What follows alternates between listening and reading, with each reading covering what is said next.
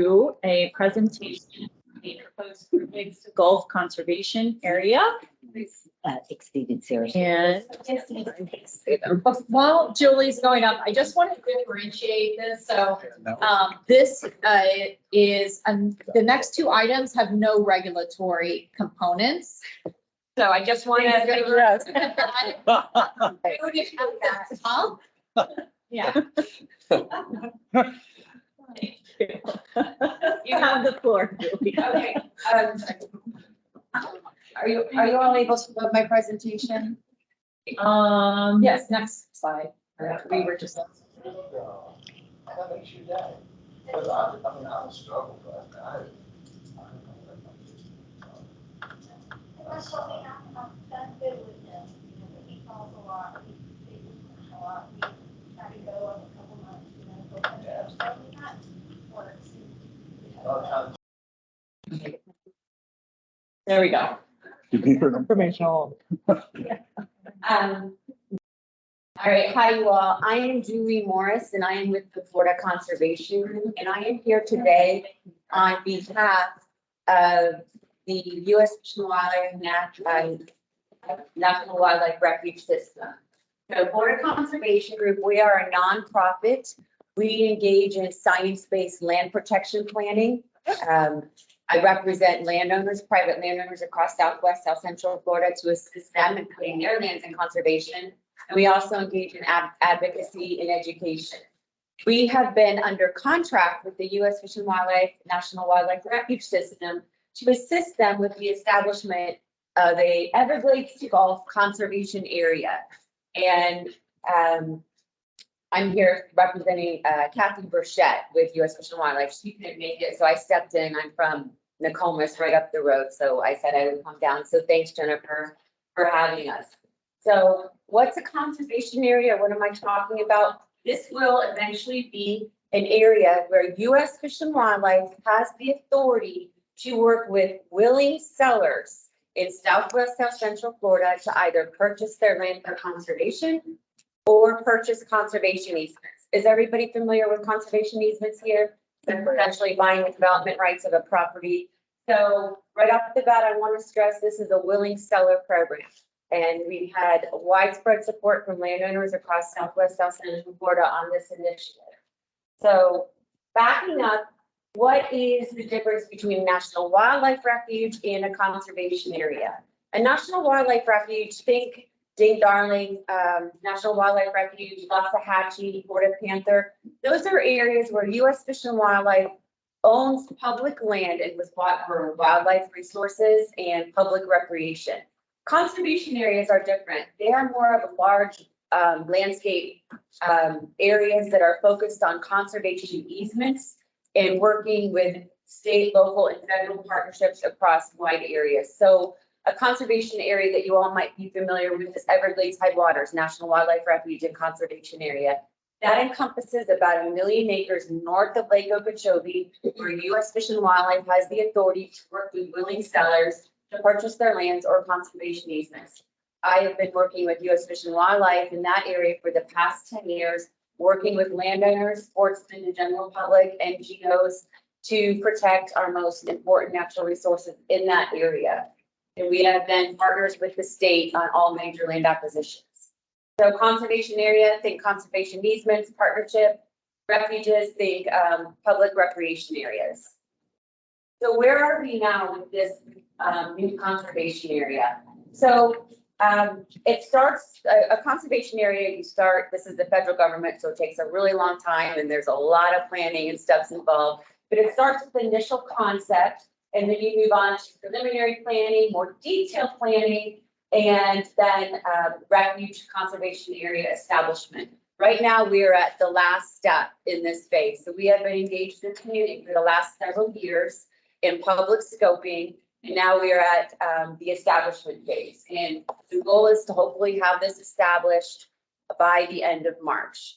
That's aspirational, but that's the goal. So backing up, how did this start? If you look at these splash marks here, so that is what we call our study area.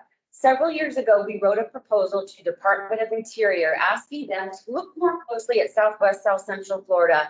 And this was because this area is so rich in biological diversity and resources. And there's such a long history of collaborative conservation planning in this region. And the state has done such a phenomenal job, and local counties have done such a phenomenal job protecting these our areas. So because of the biological resources, the tremendous history of conservation partnerships in the region, and also this area is under threat, because obviously there's increased development in the region. So the service decided to take a closer look at this. So we did an LCD, or a landscape conservation design, and that's essentially conducting a detailed analysis of the region, looking at all the ecological priorities, looking at the threats, looking at the potential opportunities. And this is simply the justification for further planning. So the service requires an LCD before they engage in either further planning. That LCD kind of tells us, is a conservation area in this region warranted?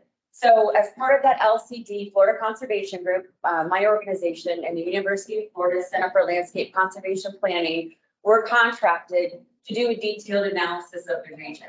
So that area was 7 million acres. It was a large area because we needed to look to see how ecological priorities lead across the landscape. It was adjacent to the Everglades Headwaters National Wildlife Refuge and Conservation Area. That's that orange area just north of Lake Okeechobee. And it includes the Mayaca watershed, Michigan Creek, the Caloosahatchee River, and the Peace River watersheds. And this is a closer look. You see the splash marks. Green is existing conservation lands. Pink is tribal lands, and the orange there to the east is the Everglades Headwaters National Wildlife Refuge and Conservation Area. And that's a formally established refuge and conservation area that was established in 2012. So the service approved that LCD, and we put out this concept to the general public, and we received overwhelming and widespread support across the entire study region. So there was over 2,600 comments. I think there was like 2 that were negative. But other than that, it was widely supported, and people supported conservation easements and also a fee simple component. And that means the service can also buy a portion of this area, fee simple for public recreational opportunities. And that includes hunting and fishing. And I just want to stress again that this is willing landowner only. So there's not a regulatory component to this initiative. So we moved on to do further planning. And this slide shows the members of the internal planning team. So we had folks from DEP, U.S. Fish and Wildlife, FWC, the tribes, and University of Florida and Florida Conservation Group. So the next step was developing a land protection plan. And a land protection plan essentially identifies an acquisition boundary. And that means that acquisition boundary is simply the area where U.S. Fish and Wildlife can work within that boundary. They can't work with willing sellers unless there is an established acquisition boundary. So the state goes through a process. A lot of the counties that you all work with go through a process where you identify priority lands. But U.S. Fish and Wildlife needs to have an established acquisition boundary before they can work within that boundary with willing sellers. So the LPP, or Land Protection Plan, identified an acquisition boundary, land acquisition methods, and potential public uses. And I should say that then that went out for public scoping, and we received 3,000 comments, or just shy of 3,000 comments, and we had 1 negative comment. Every other comment was widely supportive of this. And I think a lot of the reason for this is that there's been such great conservation work in this region, and landowners have been very supportive of conservation easements. And this is simply another mechanism or another opportunity for landowners to receive funding for selling a conservation easement on their property. So just like county programs in the state, this provides another funding opportunity for landowners. So the objectives of the proposed conservation area assist with the restoration of the Everglades, sustain and recover the Florida panther and over 70 other threatened and endangered species, protect and restore watersheds and coastal estuaries. There's a lot of objectives, bear with me. Maintain unique natural communities, conserve habitat diversity, improve and increase resiliency. Randy Smith is waiting in the lobby. Okay, I got it. Protect the rural landscape, provide wildlife corridors, complement other conservation initiatives. Complementing other conservation initiatives is the key here because the service recognizes that the state has such a long and robust history in this region. And this is simply an effort to complement other local and state initiatives. Objective slide. Maybe. Last objective slide, foster existing partnerships, seek new partnerships, conserve cultural sites and landscapes, and provide wildlife dependent recreational opportunities. So essentially, this is a science-driven process that promotes partnerships. So here is a map. If you see that map of Southwest Florida with the black line, this is the proposed Everglades to Gulf Conservation Area. This is approximately 4 million acres. I want to stress again, the service is not going to come and buy or protect 4 million acres. This gives them the authority to work within this boundary with willing sellers to primarily purchase conservation easements, but also they have the authority to purchase up to 10% of this area with fee simple purchases if landowners are willing. So this includes Everglades restoration project areas. It influences the water quality, quantity, timing, and quality going in and out of Lake Okeechobee. It prioritizes the Gulf and Everglades, and it excludes tribal lands and provides wildlife linkages. Any questions so far? All right. So really quickly, I want to go through how we develop the analysis and priorities of the land protection plan. We looked at the critical lands and water identification project that was developed by University of Florida and the Florida Natural Areas Inventory. The critical lands and water identification project, or what we call FLIP, is used by county governments, water management districts, state governments, and federal governments to prioritize what lands they need to conserve. We also looked at the Florida Ecological Greenways Network, which is the basis for the Florida Wildlife Corridor, which Mallory Lake-Stimmet will talk about in a few minutes. And we looked at wetland, floodplain, and surface water facilities. We also conducted a threats analysis within this conservation area. So we looked at future land use, future development trend scenarios done by University of Florida.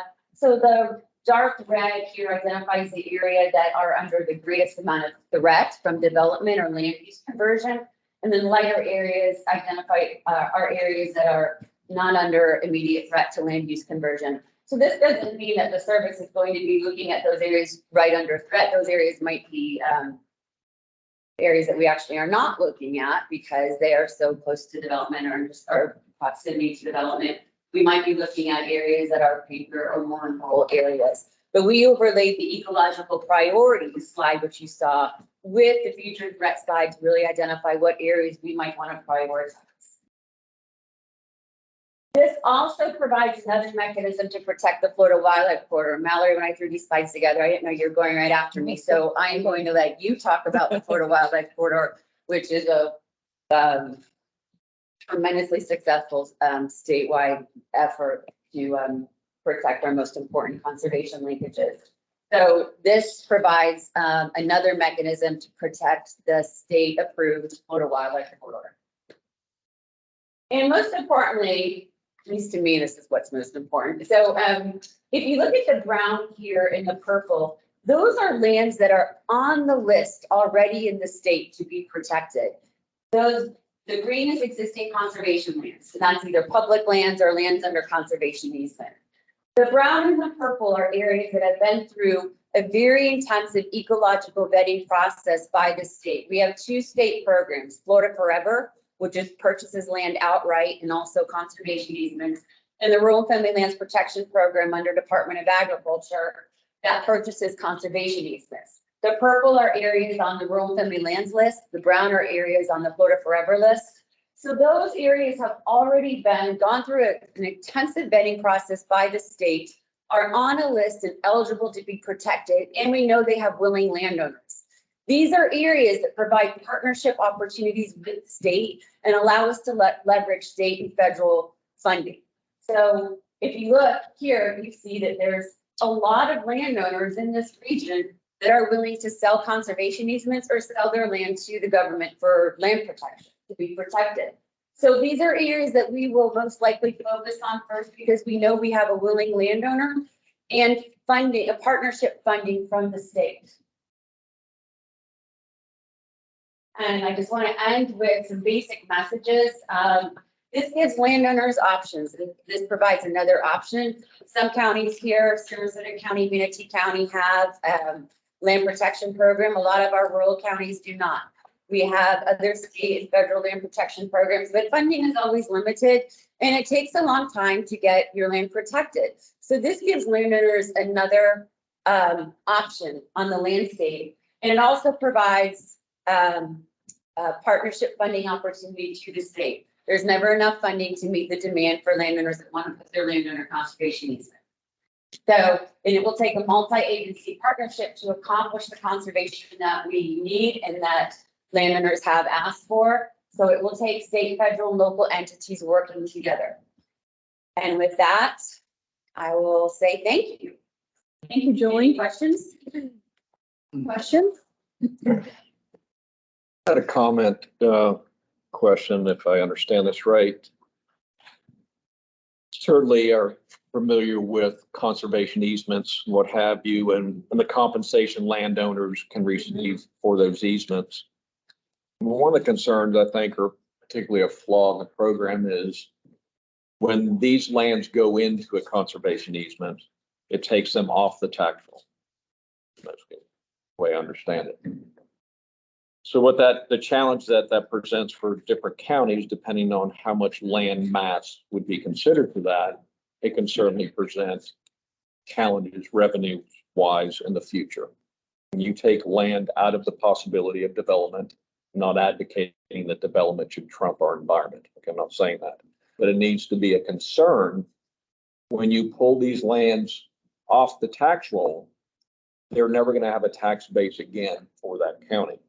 So, you know, seems like there's funding out there to compensate landowners, but there's no funding mechanism in place to help counties out in the loss of the revenue that they could potentially have the more and more of their lands that go into conservation. So you're absolutely, that is a very astute comment, and it's something that we're all going to have to work on together moving forward. I think the more and more land we see in conservation easement, it reduces the tax. So the ranches that we put under conservation easement are working lands. They still do pay taxes, but it's reduced. But you know, there is a reduced tax rate, right? And rebuilds, I mean, you know, it ends up being a little bit less. The cruel irony, of course, is that, like, you know, in Sarasota County or, you know, Manatee County, conservation easements really raise the land value of the adjacent land, right? Because people always want to move next to conservation land. In rural counties that are rural anyway, right, and have all this native and agricultural land, you know, the conservation easements do present it. I haven't seen recent studies on how much they've been impacting the tax base yet, because they are still responsible for paying some taxes. But it's a valid argument that we're hearing from rural counties. There is a state program and a federal program that does compensate counties for that loss of the tax base. I will be the first to admit they're woefully inadequate. And I think this is something that the conservation community is going to have to address moving forward. How do we offset the loss in tax revenues? You know, we all want to see, you know, clean water, wildlife habitat, but It does appear often that the rural counties bear the burden of that, while the coastal counties, you know, it increases the, you know, there's things there. So it's a very, very valid argument. I don't have an answer for it, but, you know, Yeah, I mean, I just say something that we need to be mindful of. yes. And when you combine conservation easements with the amount of property in Florida that is going solar, okay, you start putting those two masses of lands together, depending on which county and where you're at and what have you, you're talking a substantial amount of acreage and a substantial amount of revenue, future revenue loss for those counties that I think we all need to be mindful of.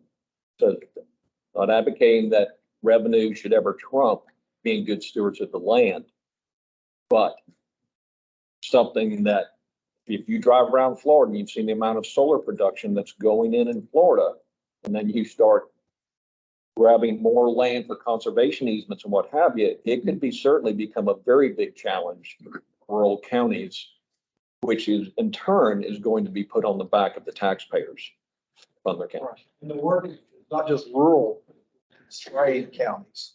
This is, rural counties are typically in that category. And it's not just solar fields, it's water reservoirs and conservative conservation easements. You put that together and you're going to destroy a local tax base. Absolutely. Yeah, thank you for those comments. It sounds like something to be contemplated. Yeah, and I'm always happy to have future discussions because it is something that we do need to be thinking about how do we address this. So I appreciate that. I have got to go, but I appreciate the opportunity. Yes, ma'am. You do have time for one question. Yes. Okay. Hey, Smith, Water Management District. Right. Yeah, and this question may not just be for the speaker, but you know, obviously it was brought up about the tax base and the conservation easements, but I believe this plan also involves in-fee acquisition, which is beyond conservation easements and would completely reduce the taxable income from those properties. But as I understand it, the CHNEP has already provided a letter of support and then provided comments to the plan, but the motion today is for this committee to approve this 385-page plan. I'm a little confused there because I feel CHNEP has already provided their input, and for this member, I haven't read the 385-page plan, and I have a hard time supporting something that I haven't read and all the way through. I think there are some outstanding questions here, and for those reasons, I'll be voting no today. Thank you. Thank you, Randy. There is no motion on the floor right now. I think there was a I'm sorry. Just Okay, a the recommendation, not the motion. If you want to go back just one slide, I'll just quickly speak to what Randy brought up. So there was no plan at the time, there was a conceptual proposal that was put out by the U.S. Fish and Wildlife Service for public comment. At that time, we reviewed the conceptual proposal. It was consistent with the CHNEP Comprehensive Conservation and Management Plan to further resources to be available to willing sellers for land conservation of environmentally sensitive lands. We have an adopted CCMP. We have an adopted habitat restoration needs plan by this body. And so we looked at the CCMP and we looked at the conceptual proposal and we put together a comment letter that provided conceptual support. And after that, then as they were going through developing the plan, we were in contact because they were trying to identify which areas were priority conservation areas. So we provided the GIS files for the adopted CHNEP habitat restoration needs plan to the U.S. Fish and Wildlife Service team so that they could have the local stakeholder priorities in incorporating and building their plan. So then they built the plan with that input and we reviewed it and it was very consistent with the habitat restoration needs, but we have not had, there was no real public commenting that per se, like after that point, it's going at this point as a draft plan to the U.S. Fish and Wildlife Service director for approval. So the idea was This is the first time to comment. We reviewed it, the draft plan. It is consistent with the CHNEP Habitat Restoration Needs Plan. And it is consistent with our objectives in trying to support land conservation and bring added resources to willing sellers. So we felt that this was an appropriate item to bring before you. We brought it first to management. If you want to go to the next slide. Management did discuss this. It was a lot less discussion than on the last item, even at the management level. We only had one abstention even, and that was from the Water Management District, who had said they had reviewed it. And that was a couple weeks ago. So we are now bringing you that recommendation from management to policy, which is they understanding that, again, there wasn't a regulatory component, that this was consistent with these other things. They did vote to approve to support the final Everglades to Gulf Coast Conservation Land Protection Plan to be approved by the U.S. Fish and Wildlife Service Director. And as I understand it, this is going quickly to the service director. And the idea was it would be helpful to have a show of support from the local communities that are affected by this plan in her deliberations as to whether to approve it and move it forward for federal funding.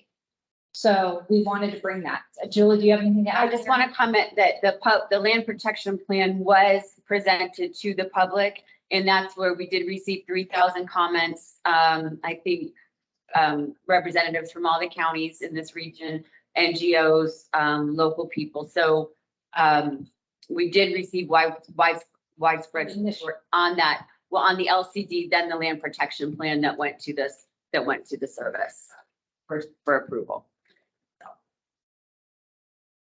All right, is there a motion? I'll make a motion. I'll just read it. Management Committee recommendation to policy. I motion that we approve support for the final Everglades to Gulf Conservation Area Land Protection Plan to be approved by the Director of the U.S. FWS. Is there a second? I'll second. Discussion? Madam Chair. Randy, Water Management District, makes me a little nervous when you folks are not in a position to support it. Again, the previous item was a lot more complicated, in my opinion. Do you think your staff will be able to get your arms around this thing and be able to give us some feedback by the next meeting? Or I understand this is time sensitive, but a little bit more time sensitive than the previous one, but I'm awfully nervous with the Southwest Florida Water Management District not in support of this. The Southwest Florida Water Management District has been involved in this, and there's been a lot of outreach. So they have, yeah. I understand it, but Randy, can you respond? My response is that I have not read that 385-page report. That is what is being asked to support that plan today. I think that there are a lot of layers of land buying, both at the local level, the water management district level, and the state level. I do have some questions about the in-fee acquisition portion of it. My lack of support today isn't necessarily against it, as it is an unfamiliarity with the entirety of the report to give my support today. I hope that helps. Madam Chair, that's exactly where I am, unfortunately. I mean, I'm a lot more comfortable with this than I was with the previous item, but my staff hasn't had a chance to drill that. It's a huge document, so I'm not going to be able to support it today, but that doesn't mean it's that. I mean, I just can't. Other discussion? From Polk County side, we have reviewed it, staff has reviewed it, and it's very similar to an environmental lands program that we have currently that the voters voted on at the last election. So as far as staff's review and interpretation, it's very similar to what we're doing now. So we're supportive of it as it's been presented. Sure. Madam Chair, for Henry County, we haven't reviewed it either. And at this point, I could not support it as well. Yeah, I mean, I'm with my concerns that I've raised earlier, I'm sure our staff has not reviewed 385 pages of this document. So we will task them with doing that to get a better update on this. But I can't support this today because I have concerns. The more and more that we do this, the revenue loss for counties needs to be brought to the table. It should be addressed, you know, because like I said, it compensates and rewards the landowner. But that future loss of tax base puts it on the back of the taxpayers in that county. So, you know, for that reason, for right now, I'm gonna. Right, and there's no reduction in the impact on the infrastructure of that county from that landowner either. Okay, so we have a motion and a second. Sorry, I need to agree that we need to wait and study this more. But my question is define support. Is that outlined in the papers, or when you say to support this, you know? Yeah, the idea was just for the team, that's, you know, Julie's part of the team working with the service to know if there was support to communicate that up through the agency, because this is going before the director, as I understand it, within a few weeks Okay. for a decision. It would be a letter of, if this passes, it would be a letter of support from this committee. Correct? I mean, it could be in that form of a letter, or it could just be her hearing that that is the case and conveying that. But that was the idea, was just to see whether there was support that would be. Are there future decisions to come back later to be made by this board related to this topic? I mean, I think the service is gonna make their decision, you know, they would like our input. They, as Julie mentioned, looked for public comment as best as they can throughout the process. Obviously, many of you have not been fully apprised and contacted and, you know, made aware. I mean, so we're gonna need to, you know, consider if there isn't enough support as far as a majority to move forward any indication of support, then we would weigh in at all, and the service will make their decision. Other discussion? Hate to complicate it, but I would like to make an amendment to the motion to continue this item to the next meeting. Is there a second? I don't agree with that. Not happy? We had a second to the amendment. Wait, so the motion maker That's me. was you, so you would have to agree typically to the amendment. I don't agree to the amendment. I do So not then we agree. would have to go forward with the motion as it stands as. I'm not a problem. I'm only an engineer. Don, did you have? A comment, Madam Chairman. I know we're talking about 535 pages of backup, but the simple fact of the matter is, without the designation on your property as having been in this approved area, okay, they can't enter into a contract with you.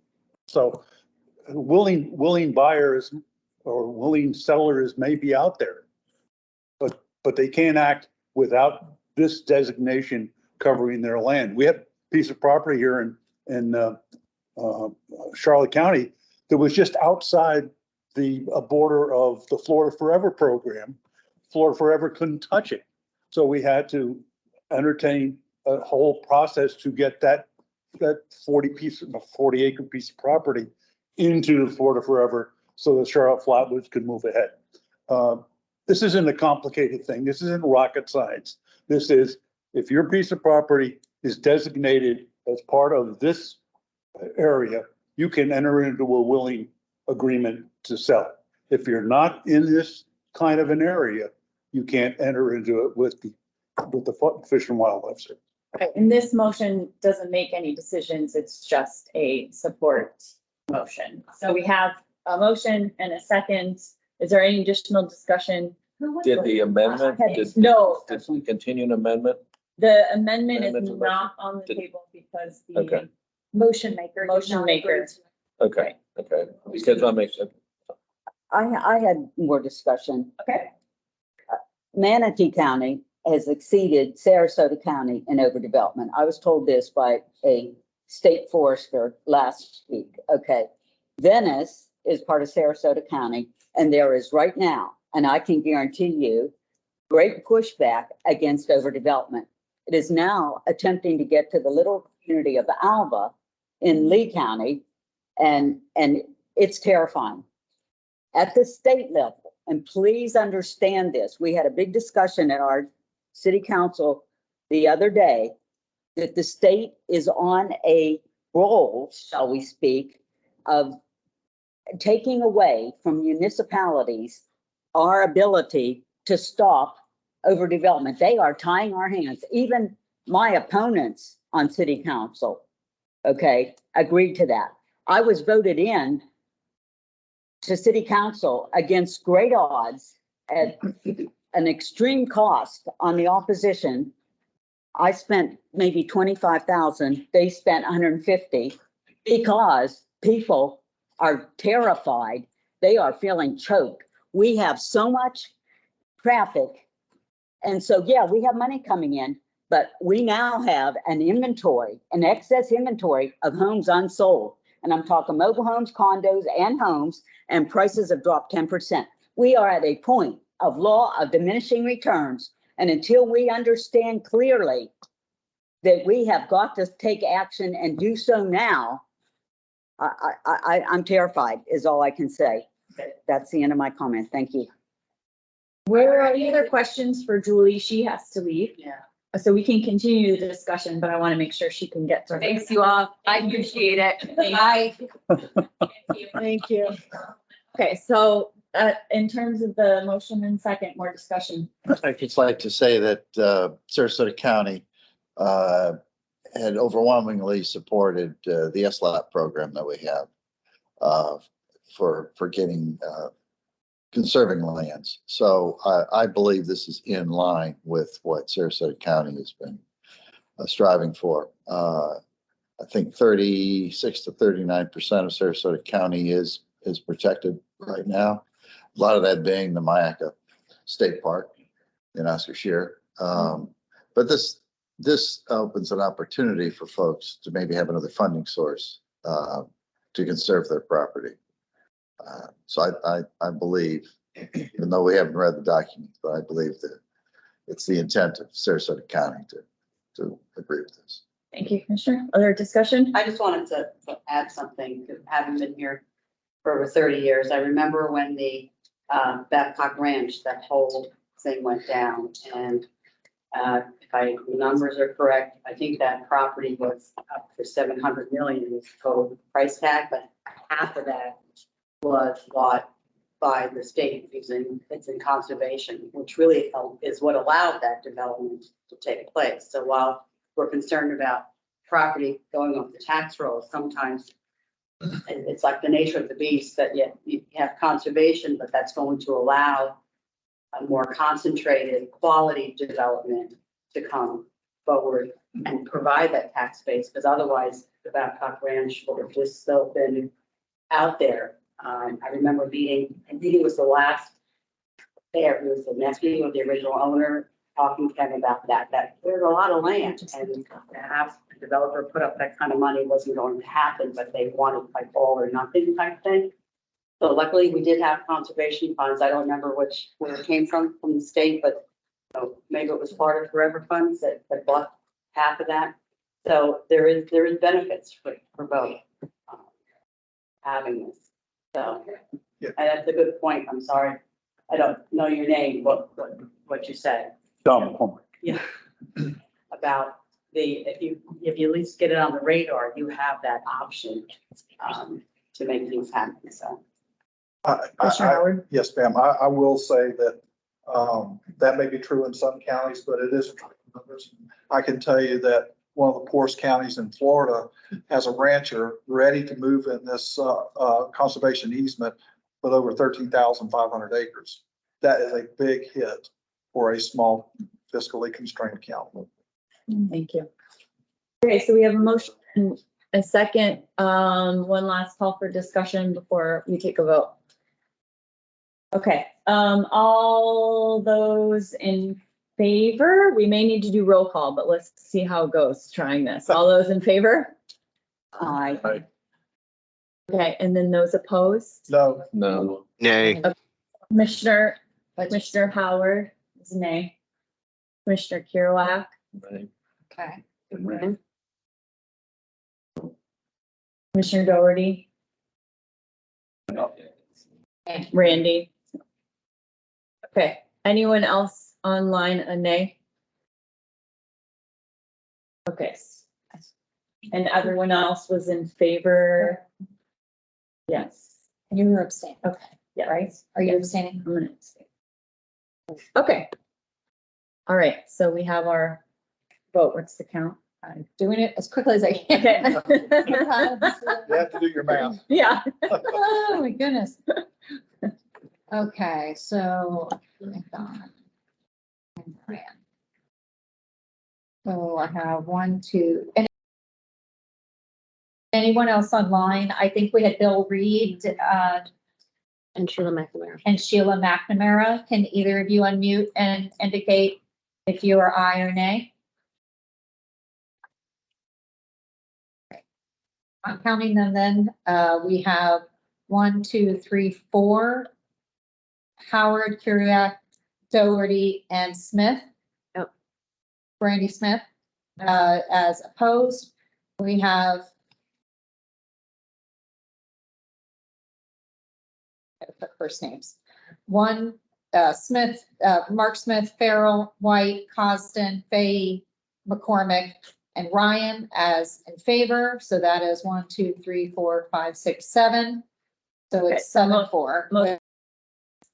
Motion carries. And I think this is just, there was a lot of good discussion and it highlights the complicated nature of conservation and natural resource protection and I think, there were some really good points made about tax revenue and the challenges in rural counties and something that I think collectively will need to be addressed. And I'm certain that there are, mechanisms to help address that.